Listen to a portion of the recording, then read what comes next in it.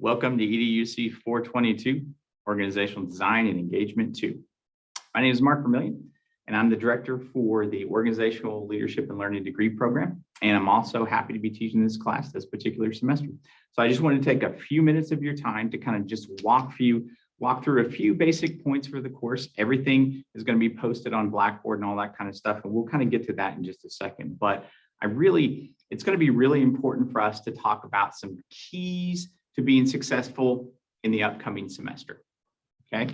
And the first thing is going to be, let's just walk through some logistics of the course, okay? One, this is an 8-week online course that does not have any required face-to-face course meetings, okay? It's what we call asynchronous.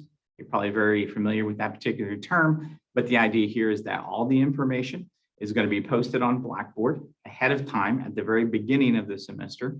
And you are to engage with that material kind of on your own pace at your own schedule. Now, we do have deadlines and things like that throughout the semester, but the idea here is that all that information is posted ahead of time. I sourced through WSU's academic calendar, and that's how I came up with the due dates for these types of things. So just because this is an asynchronous 8-week online course does not mean you cannot have communication with myself. So I really, really encourage you to have communication throughout the particular semester.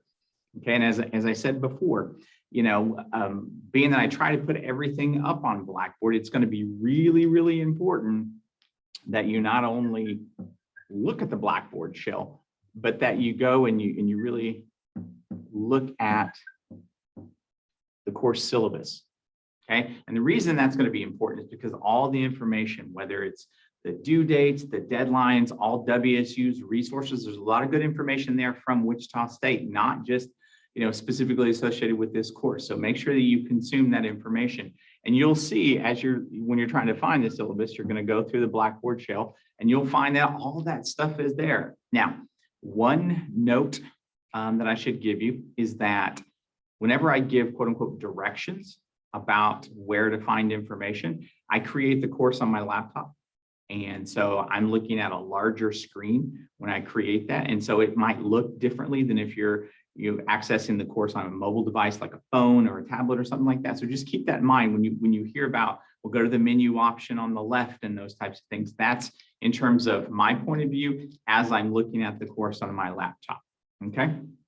Now, once you've consumed this information, the syllabus, right, what I recommend is that you create time in your schedule, a particular day, maybe a particular time as well, and devote that time and day to working on this particular course. That way, you're going to be structured. You're going to be able to move through the course in an organized manner. Word of note as well, for those of you that had EDUC 421, it's sort of a companion course, if you will, to this one. However, the two courses are standalone. All right, while it might be nice if you had 421 and then 422, there's no requirement. They stand on their own merits. And they're going to be different in terms of how the assignments, the assessments, the grades, all those different types of things. And it's going to be different content than you had in 421. Okay, so make sure that you're staying on top of all the information. And like anything else, if you have any questions at any point in the semester, feel free to get in touch with me and I'll do whatever I can to kind of assist. Okay, the next thing, I want to talk a little bit about the philosophy of the class. Okay, and this is something that's really, really big in our degree program, right? Regardless of the class that you're taking in organizational leadership and learning. And it's the idea, we've talked about this before, that stories matter. So what I'm really encouraging to do is as we start talking about these very, very important and foundational elements of developing things like organizational culture, for example, try to relate those to your own experiences. The more that you can connect on a personal level with this information, then the more likely you're going to be able to not just retain the information, but really fold it into your leadership philosophy and be able to tap into this reservoir of ideas that you'll need to be a successful leader moving forward, okay? This class, like anything else, is going to be about setting your own expectations. And that's not just in terms of time management. You do have that That is something that I recommend that you think about doing in those types of things. But really, if you invest in the course, And if you've had me in classes before, I talk a lot about that. You're going to get out of this class what you put into it. There are particular assessments. There are bureaucratic elements of education that I need to have included in a particular course, but really it's going to be your personal investment in the material and how you connect with that material that's going to drive how useful this information is going to be moving forward. And then finally, again, if you've had me for courses, this is something I've done in almost every single class I've ever taught over the more than I want to admit number of years that I've been involved in something like higher education, but it's knowledge, right?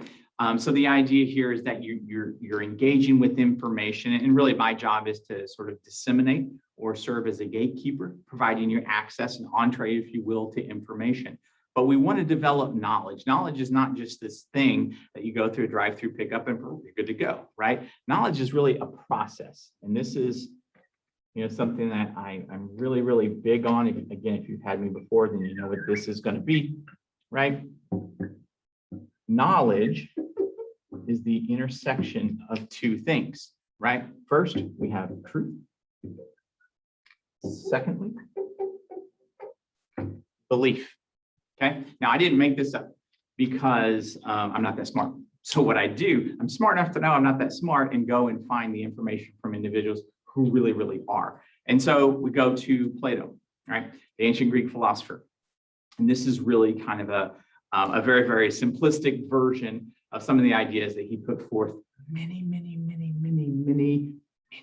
years ago, like thousands of years ago type of thing, right? But he really said that knowledge is an intersection of truth and belief. Truth is finding information that we know to be true at that time, right? So whether it's scientific information, whether it's leadership industry best practices, whether it's, making sure that you're in compliance with federal laws, state laws, municipal mandates, those types of things, it doesn't necessarily matter. It's information that's out there and you can latch onto it, and it's been verified, it's been vetted. Now, the thing that's probably more difficult of the two is actually belief, right? It's taking this information and really seeing how it's going to connect, whether it's intersect with you personally or intersect with your organization. Doesn't necessarily matter, but the idea is that you believe, if you will, that this information is going to be important. Once you have these two things really coming together, then this starts to develop. And one of the sort of foundational principles for our particular degree program, but also, and it's kind of a tie that binds, if you will, through a lot of our courses, is that the more that you develop knowledge, the more that you understand about the world around you, about yourself, then the better you're going to be equipped or prepared to lead individuals, whether that's in a structured organizational setting or more of a kind of an informal organizational setting. It doesn't necessarily matter. The idea is that the more you know, the more equipped you're going to be a better leader, and that's going to allow you to have a greater impact in terms of whatever it is that you're trying to do. Now, there's a lot of information on the course's Blackboard shell. There's a brief overview lecture. It's a nice little podcast there that has all this information as well. Really, the point of this particular presentation was to kind of walk through some of the things, and then also to let you know that I appreciate you taking this course, and if there's anything else that I can do to assist throughout this particular semester, or even moving forward, don't hesitate to give me a holler. I'll do whatever I can to help. Thank you.